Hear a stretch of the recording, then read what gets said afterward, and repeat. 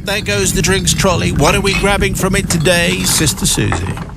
I've gone for a nice warming hot chocolate with cinnamon on top for me. But if you are fancy at the moment, you could go for a pumpkin spice latte, Matt, if you're down with the kids. A PSL.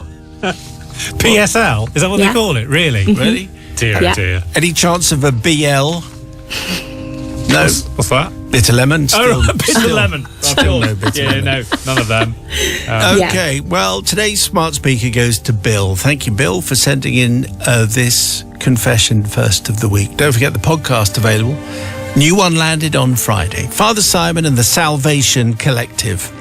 I wrote to you a few years back seeking forgiveness, and frankly, it was not fully forthcoming.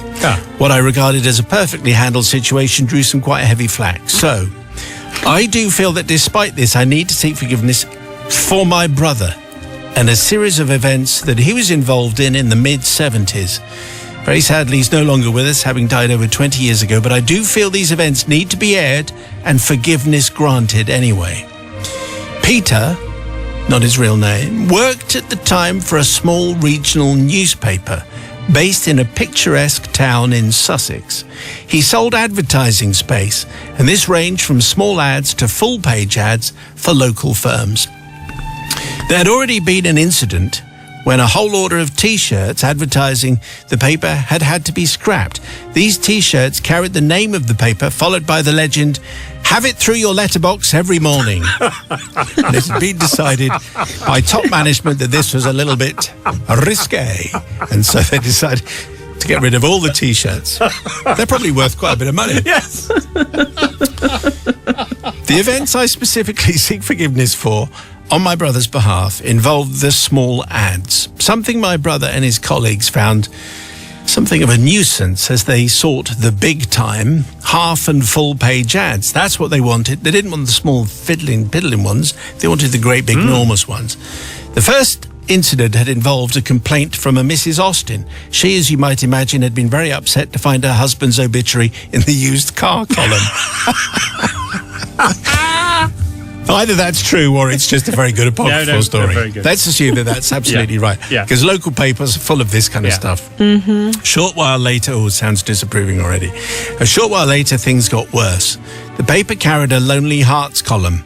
People would submit their request to meet someone, and a P.O. box number would be assigned. I'm going to have to explain to Holly what a P.O. box number would be assigned to maintain anonymity and allow any interested parties to contact the person seeking company, love, whatever else.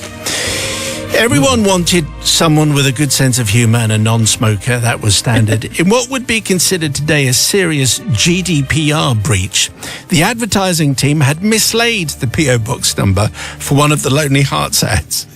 This particular person was single, looking for love and fun times with a view to a longer-term relationship. It was decided that in the light of the missing P.O. box number, they would simply display this gentleman's name and telephone number. Why not? And address. Fine. One morning, Fine. One morning soon after publication, my brother was summoned to reception, where there appeared to be something of an altercation. He was greeted by the sight of a very irate lady demanding to know who was responsible for this small ad. It transpired that she was the gentleman in question's wife and was very understandably upset. She'd had calls all morning and visitors too, all apparently seeking love and fun times, no questions asked. Yeah. Oh dear. No questions. She was fuming, and you can see why. It will not surprise you to learn that my brother moved on to other things and then had a very successful career away from advertising. Felt I needed to put this tale into the public domain and to ask that Peter might be forgiven for the slightly slipshod approach to the cut and thrust of newspaper advertising. I think slipshod approach is exactly the right phrase there. Bill, thank you very much. Thank you very much indeed. Local newspapers, very good. I'd like to get into this one. I'm sure there'll be a few more confessions in this area. Sister Susie speaks first, though. Yes, Bill, I just, I don't know what to say here at all, apart from I don't think I can forgive him. Your brother Peter, I can't say, I guess it wasn't his fault, because the man shouldn't have put the advert in the Lonely Hearts column if he had a wife, but that's a whole other story for another matter. But putting his telephone number and address in there. Surely, yes, GDPR, not allowed. Just danger, I think that one is. So Danger, high voltage. Danger, high voltage. Is that Peter? I'm calling because I wanted some love and fun times, no questions questions asked. asked. No questions. Not forgiven. Okay, brother with a few immoral. Well, I'm going to forgive, but for a very similar reason to Susie's, because, there is a bit of cosmic karma, isn't there, for this husband who's, he shouldn't have been doing that, should he? But then he got found out. So, yeah, what goes around comes around. And obviously he'll have been flattered by the attention, I guess, with all these people turning up for the fun times with no questions. So I'm going to forgive bluntly for the have it through your letterbox. That alone gets it forgiven as far as I'm concerned. And so, yes, forgiven. Okay, all right. So people's verdict, please. Do you forgive Bill and his brother Pete, not his real name? On the text, please, 61054. First word is Simon for the people's verdict. 61054. First word is Simon, forgiven or not. Now, just before the news, we brought you today's confession. Good evening. This is Greatest Hits Radio, by the way. Bill's confession about his brother's time at a small regional newspaper where he sold advertising space. And they had a Lonely Hearts column. And the team misled the P.O. box number of someone who was looking for love. And so they just printed all his details. Yeah. Instead, leading to an altercation in reception. The gentleman's wife was in and kicking off, as she would be well entitled to, really. Anyway, the people's verdict is in. Here we go. So Linda in Shropshire says, got to forgive this one because of karma. Yes, what the brother did was wrong, but ultimately the man was planning on cheating on his wife. He got his just desserts, if you ask me. Larry says, not forgiven. Can't believe he just plastered someone's details all over the paper. All sorts turned up at the man's door. But finally, Richard says, forgiven. I sold advertising for a local paper in the 80s. I recall receiving an angry call from a lady who complained she'd placed an obituary which read, "Life is lonely without you, Fred." Unfortunately, the N in lonely had been replaced with a V. I couldn't speak. Very sad but hilarious. The risks of old-fashioned typesetting. Forgiven. Life is lovely without you, Fred. Life is lovely without you, Fred. Yeah, I worked that one out. Okay, thanks very much, Steve, for all the verdicts. And if you have a confession, we would like to see it. Send it to confessions@greatesthitsradio.co.uk. If we use it, you get a smart speaker. And, of course, you appear in the podcast. A new edition will be appearing on Friday. I was just checking. Anyway, it's Drinks Trolley time. It's my favourite part of the show. What are you selecting as a beverage for us tonight? I've gone for a hazy IPA today. It's called Dream House by Left-Handed Giant Brewery. It's a bit pokey, 6.2%, so, just a small one. 6.2, wow. Maybe just a half. With a bit of lemon on the side. Still no bitter lemon, sadly. BL. Thank you. Another BL would be very nice, or a singular one would be even better. Today's confession comes, let's call him Nobby. Nobby's confession goes like this. I don't think I'm even going to try the accent. Come on. Aww. Father Simon and the Forgiveness Collective, says Nobby. I'm an avid listener to confessions. I have been for many years across many stations. This particular misadventure took place in the picturesque city of Christchurch in New Zealand's South Island in the late 1990s. As a 26-year-old backpacker, life was good back then. I was bungee jumping, snowboarding and drinking my way through the backpacker's budget like a true thrill seeker. Unfortunately, those thrills weren't cheap, and before long I had to resort to the one thing I'd sworn I would escape from, and that's work. That's right, Father Simon, the big escape turned into a parade of odd jobs. I worked at a brewery, free beer, a bakery, free bread, and packed boxes in a warehouse. Free boxes. Excellent. As well as other less interesting jobs. And then there were the whispers in the wind about the two most coveted jobs, working in an ice cream factory, the Holy Grail, or if you were down on your luck, the dreaded chicken factory. And so, Father Simon, with my funds as low as my expectations, my fate was sealed. I landed a shift at the infamous chicken factory. And when I say shift, I mean singular shift, the only one I'd ever make. In a soothing Kiwi accent, here it comes, everyone. The job recruiter reassured me, don't worry, it's not that bad, mate. It's Ange Ball time. It is. It's only a shift in the freezer department. There's no guts or anything like that. You'll be fine. Oh, no. Cape Town already. Anyway, go on. It wasn't it, yes. Anyway, it sounded simple enough, so I turned up bright and early, was rushed through security, and was shown to my workplace, a freezer loading room in the middle of a large warehouse. For a moment I thought, this isn't so bad. It was just me and another guy loading boxes of fresh chicken from one conveyor belt onto another conveyor belt that whisked them away into the freezer. Easy peasy. As a fast-talking Kiwi bloke barked orders at me, top shelf for fast freeze small box, middle shelf for a chilled medium box, bottom shelf for deep freeze large box. It's that straightforward. Sorry. It's German. I nodded along, pretending I had a clue what was happening. After about 10 minutes, my partner in crime declared that he was off for a smoko, a tea break, but he called it a smoker. And just like that, I was left alone with a conveyor belt system that did not understand the meaning of the word pause. Now, in my defence, I would like to add that with two people, this job was a doddle. However, with one person, you had to work and think fast. I thought to myself, well, this is a piece of cake. But how wrong I was. My overconfidence quickly led me astray. I grabbed a medium-sized box and without a second thought placed it on the top shelf. And as I reached to correct my blunder, because that was wrong according to the rules, a metal grab bar came crashing down, trapping the box, and attempted to pull the box into the freezer. Time slowed to a crawl.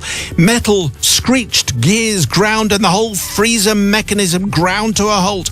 Oh, bother, I muttered, realising I had just committed poultry-based industrial sabotage. But there was no time to dwell on my frozen fowl faux pas.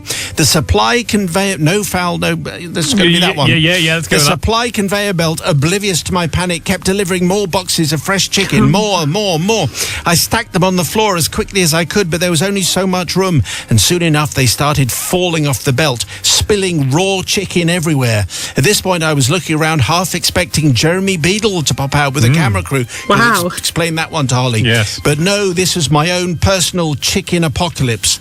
In desperation, I ran out of the loading area and I found relaxed Kiwi dude on the forklift having a smoko, who could not have cared less about my chicken crisis. Between drags of his roll-up fag, he said, I'll just load this pallet, mate, then I'll have a look. When he finally sauntered over to the freezer, the sight of spilled chicken everywhere nearly made him keel over with laughter. He hit the stop button on the conveyor belt, which was, of course, cunningly hidden right there in plain sight. That button didn't just stop my conveyor belt, though. It stopped the entire chicken operation. The whole factory closed down. The live chicken loaders, the pluckers, the preparing people everywhere. Soon enough, the whole factory workforce descended on my little freezer room to witness the carnage. People were lining up just to look at the chaos I created. I was sat right in the middle of it all, with maintenance staff muttering things like, I've never seen anything like this before, because they came from Watford. Yeah, they did, didn't they? This is going to take weeks to fix. Do we have any spares? I could feel all the judging eyes on me, glaring, bewildered, pitying. And just when I thought it couldn't get any worse, my so-called colleague reappeared saying, I only left him for 20 minutes. This is all his doing, giving up on his South African accent.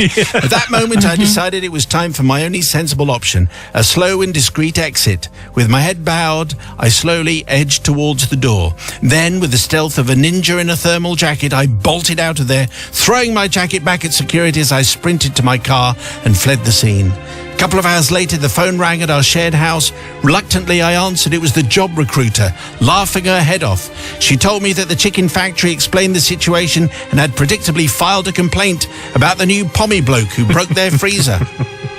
So, Father Simon, I know I've committed a great wrong on so many levels.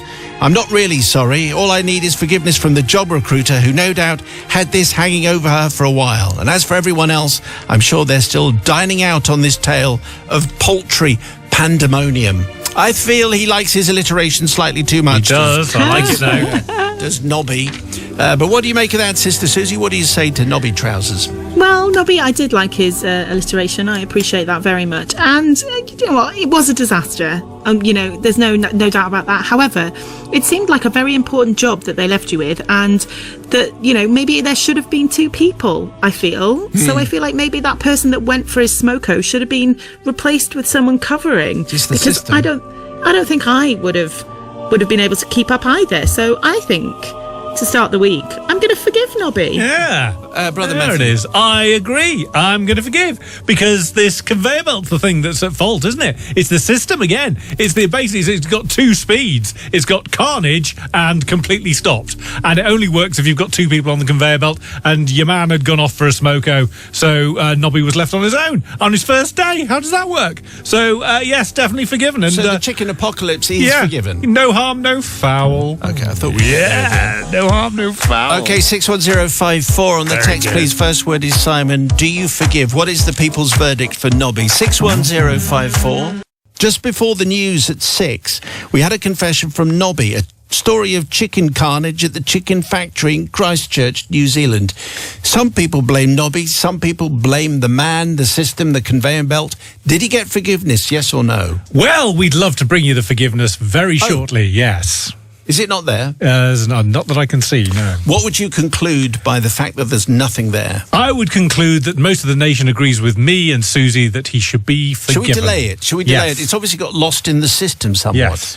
Meantime, we'll carry on then. Let's try again. So before the news, we had a confession from Nobby about a chicken apocalypse in a chicken factory in Christchurch, New Zealand. Yes. The issue is, did he get the forgiveness from the public vote? What did we learn? And as predicted, everyone is forgiving tonight. Have to forgive this one, says Jean. Poor Nobby was trying his best, and those conveyor belts are an absolute nightmare. Tommy in St Ives, forgiven. If his South African smoko mate had actually stayed and done his job, then this wouldn't have happened. True. Nobby is not to blame for this disaster. And Jim, Carol and Kim in South Devon say forgiven. Funniest confession we've ever heard. By the way, I, Carol, have worked in a chicken factory. I lasted a little longer, only 3 months. It does sound quite trying. Thank you for all the verdicts and thank you for the confessions. If we use your one, you get a smart speaker and you turn up on the podcast. Brand new podcast appearing, of course, on Friday. Send your confession, please, to confessions@greatesthitsradio.co.uk. Did you answer? Well, there goes the drinks trolley. Susie, what are we taking here for our refreshment, please? I've grabbed 3 glasses of an Australian Shiraz, which I thought would be quite nice. Do you think? Okay. Yes, Matt, bit of would you like Shiraz. mine? I'll have some of your Shiraz. Well, I got you a bitter lemon. Okay, thank you. Bitter lemon. Last. Right. A little bit of ice would be nice as well. Thank you very much. It's the best drink of all time. Yeah. Today's confession comes from Ronald. All right, Ron, Father Simon and the Confessional Collective. This confession relates to a school holiday, which I believe was around 53 years ago, when what used to be the 4th year juniors, I think that's now like year 16, were taken by the local Church of England junior school to either Holland or Belgium for a week's educational trip. This particular year, it was Belgium. In those days, the duty-free alcoholic drinks rules were attractive, and the teachers made use of this perk by purchasing various bottles of alcohol to take home. Well, it became clear from several years' experience that buying said alcohol on the boat on the way out was a better deal with more choice and allowed them to surreptitiously drink from some of the hall once the kids had all gone to bed each evening. I can't believe that of teachers when they're off Surely duty. not. Yeah. They would then take the remainder home after the holiday. This particular year, somehow, too much was purchased on the boat going over and innocently carried through customs without being noticed, and then not enough drunk to reduce the total to what was legal for 10 teachers to bring back. How much have they bought? They must have taken 10 teachers. a stack. Oh, my. Innocent though the error may have been, they now knew they had a problem and feared getting caught. What would it look like in the local paper if 10 upright teachers were found to be smuggling booze? Should they leave the excess in Belgium? The deputy headmistress, a church-going woman with strict morals and a sharp tongue for any child who stepped out of line, but also a lover of gin, came up with a cunning plan to overcome this small difficulty without leaving a drop behind. This was to secrete the excess booze into a child's suitcase. Okay. But who would they select? The answer was obvious. I shared a surname with the deputy headmistress by virtue of being her daughter, her son. We can put it in Ronald's case. No one will stop Ronald, she reasoned. Although now over 6 foot, I was possibly the smallest 11-year-old on the trip. And in those days, we had proper suitcases, and mine was almost as tall as I was. In addition, so they could spot us all, we had to wear red and black striped woolly hats with a red pom-pom all holiday, whatever the weather. So picture this. I was instructed not to look guilty, not to do anything stupid, which was a foul slur because I never did anything stupid, and to walk nonchalantly through the customs area at the port in my red and black bobble hat with its pom-pom. I might add as a slight aside that the day we visited Brussels, we'd been taken to a cafe on the main square for pop in a bottle with a straw. No blowing down the straw, remember we're English, and the honour of the whole of Great Britain is on your shoulders, declared my mother. Well, as soon as she turned round, someone blew into their Coke. Other drinks were available. And of course, I got the blame, even though being sensible, I hadn't done it. Go and stand in the middle of the square and stay there until I fetch you. And whilst you're there, consider your actions, said Mother, now incensed. She was even more cross when the headmaster rescued me and took me with him to the bank and bought me an ice cream on the way back. Anyway, back to Ostend. Yes. It's a whole family drama in here. Yeah. The suitcase was already too big for me to carry and now had 2 litres of vodka and gin inside it. And I had my stupid hat on. So my attempt at nonchalant and carefree was a struggle. I lugged the suitcase alongside me. You're about as successful as a Springer Spaniel with a 6-foot wide stick in its mouth going, look at me, look at me. I invite all listeners to deliberately walk nonchalantly. The more you try, the more stupid you look. I think I swaggered like a tiny Liam Gallagher in a bobble hat with a pom-pom. Oh, yes. Imagine that. Yeah, no thanks. However, there were about 50 of us, and maybe the Belgian customs officers had seen school trips before. So they waved us all through, and I avoided a prison sentence for underage smuggling of illicit booze, even though I think it would have been my mother that copped it. So, Father Simon and the Holy Crew, I beg forgiveness to HM Customs and Excise for tax avoidance. They'll definitely be after you. On a litre of gin and a litre of vodka. And I also seek forgiveness for my late mother for devising the illicit scheme for her 9 colleagues, including the headmaster, who allowed this foul calumny to occur, and for suggesting I might do something stupid and get her into trouble. Well, I suspect this kind of thing happens quite a lot when the teachers realise they've got to sort of try to get their illicit wares into the country somehow. Anyway, it's a tale from 53 years ago. Let's see if Sister Susie is feeling any kind of forgiveness. Well, Ronald, I do feel like it probably was your mum that needs to ask forgiveness really here, and not you, because I think you were just doing what you were told really. Yes. So I feel like I give you forgiveness, Ronald, but I'm not sure I give your mum forgiveness or any of the teachers. They should have known better. And also, you don't necessarily need to buy all of your cheap booze from customs, and you should go to your local pub. Local pub, of course. Your money there. So I'm not going to forgive your mum, but I will forgive you, I like the Ronald. description of a church-going woman with strict morals, a sharp tongue, and a love of gin. And a love of There gin. you go. We all Gin and know tonic, them. obviously best served at the pub, but what do you say, Brother Yes, we Matthew? all love our gin. I'm going to forgive. I mean, was this a school trip or a booze cruise? It felt, I mean, there's like 10 of the teachers and they've exceeded their allowance. Yes. I mean, how much beer is that? And vodka and gin and the rest of it. Mind you, though, they are having to deal with the kids. And so, yes, oh my goodness, imagine having to deal with the kids. There'll be loads of them and they just won't shut up. So, yes, I'll have some more gin, thanks. So for that reason, everyone gets forgiven because of, kids. All right, okay. Says the people's verdict, please. Do you forgive Ronald? Whatever his real name is, does he get the people's forgiveness? 61054, the first word is Simon. On the people's verdict, just before the news, a confession from Ronald, who was a 4th year at junior school, went on a school trip to Belgium. The teachers bought too much vodka and gin, to bring back legally into the UK, so they put it all in Ronald's case. Yeah. Because he was a small lad and told him to look nonchalant and casual. Outrageous behaviour from the teachers. Did any forgiveness come our way? Everyone forgave tonight. Tommy in Birmingham, I forgive Ronald, but not the teachers. A school trip is supposed to be educational, not an opportunity to stock up your booze cabinet. But Ruth says, forgiven. I agree with Matt. Obviously, if you're dealing with hordes of other people's children, it's more than understandable that gin is needed by whatever means. But then I would think that.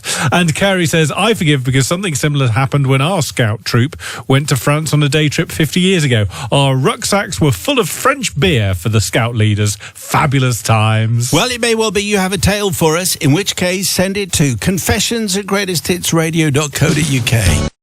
Which sounds like a very good thing. It does, yeah, very nice. Tasty. Although he seems to be just reading the newspapers next door, but still, I'm sure It'll all come together. it'll all come together very nicely. The drinks trolley rumbles past. What have you grabbed from it today, Sister Susie? Well, for me and Matt, I have grabbed a gimlet, which is gin and lime. It is, Very yeah. delicious. Yeah. And for you, a bitter lemon. A bitter lemon. At Bitter long lemon. last, Yeah. the ultimate drink, the drink of heroes, Really? has arrived.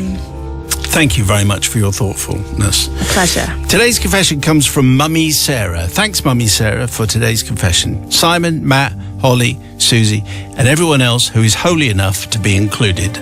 That's us, apart from Nigel, who Yeah. definitely isn't. So many stories.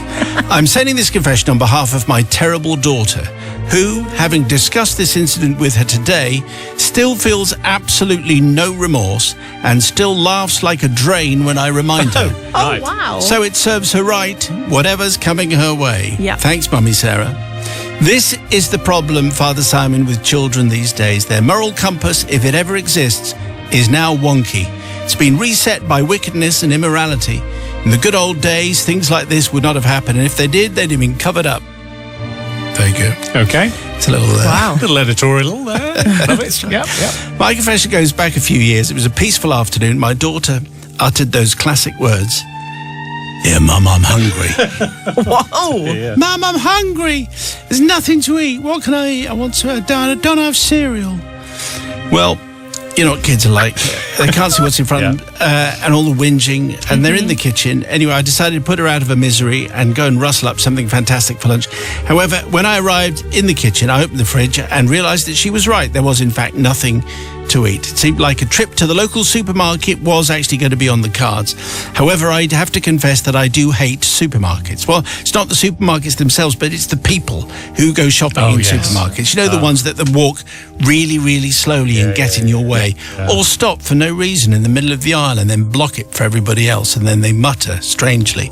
You know the sort. I would do anything to avoid this, which is why I did my regular shop online and had it delivered to my... This is a slight detour. Delivered to my door by a van with a big fruit or vegetable on it. The red tomato is my favourite one. Anyway, I digress. This week, I must have been distracted and I hadn't got round to do the booking and online of slots. So I was going to have to put on my big girl pants and shop with the normal people. More about my pants in just a moment. Let's hope not. Anyway, no, there will be, I'm afraid. Oh, dear.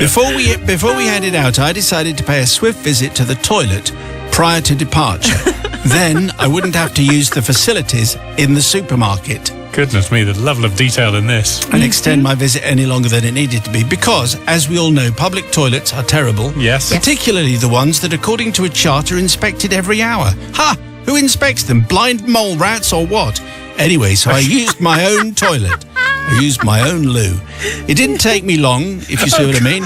This 1 penny and not 2 pennies. Yes, I pulled understood. up my lower garments. There you go. What? Okay. I washed my hands, I called to my daughter, and then we were off and we walked to the shops. However, I had no idea that that little plastic unit, which was attached to the rim of the loo pan, promising spring freshness, had hooked itself to the back of my jeans as I stood up. Oh dear. I'm not quite sure how this has worked. Oh. My daughter knew full well.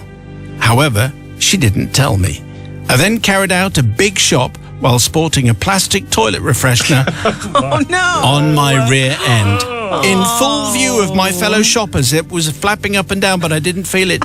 They admired it, though, and in my innocence, I simply thought that everyone looked particularly happy that day. Wow. No, they were laughing at my bottom. In many ways, though, I spread joy. That's what I like to think. Yeah. Firstly, I spread the smell of pine tree freshness with hints of tangerine and mandarin essential oils up and down the aisles of the supermarket. Up and down. And secondly, everyone was laughing at me and my fragrant bottom. So, daughter, darling, I still love you dearly, but one day I will get my revenge. Which is a good thing, because that means we'll get another confession out of it. Yes. Because then ghastly daughter will have to write in another confession, like from the view from the other side of things. Anyway, but it's Mummy Sarah, and that is a very embarrassing thing to have, because they're strange things, those toilets. I didn't know anybody had those in their homes, but anyway, I think it's a wicked child we're talking about here. A wicked child. Well, they hook onto the like rim, but then you've got your toilet seat. Yeah. So I don't know. Maybe she went to the toilet with the toilet seat up. Who knows? But I think Life is full of many. we're all different. Under the bonnet. Maybe she was in a rush and didn't realise. I think that it is quite funny. However, if that was me, I would have wanted my daughter to let me know that I had an air freshener, toilet freshener stuck to my bottom. And do you know what? Someone in the supermarket could have told her as well. One of Not those quite people sure that about stop. the mechanics of it, but she must have been I reckon angled. she's lipped her back of her jeans over the lip of the toilet bowl. Yes. What?